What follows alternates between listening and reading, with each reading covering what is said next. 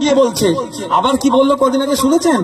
যেন পিসি ভাইপোর গল্প চলছে এখানে, যে ওই অমিতা সিনহা না আমার কেসগুলোকে ডাকে সুপ্রিম কোর্টে গিয়ে বলছে, বুঝতে পেরেছেন?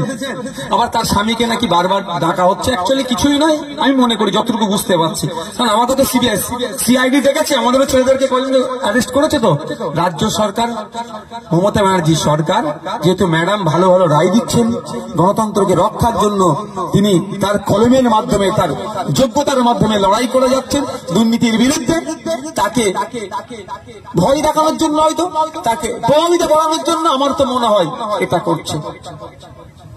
হ্যাঁ, তার স্বামীকে ডিস্টার্ব করছে। তারপর বলবো, আমরা অন্যায়ের বিরুদ্ধে থাকবো, আর কাউকে যদি অন্যায় ভাবে ডিস্টার্ব করে তার পক্ষ নিয়ে আমরা আগামী দিনে প্রয়োজনে আন্দোলনে নামবো। প্রস্তুত আছেন তো নাকি?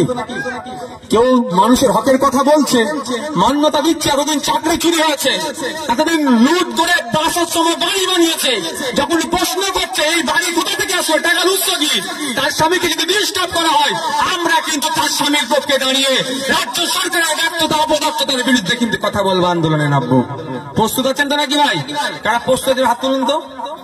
কোনোভাবে অন্যায়কে আমরা প্রশ্রয় দেব না, কিন্তু কারোর সাথে অন্যায় সংগঠিত হলে তার যে অন্যায় সংগঠিত করবে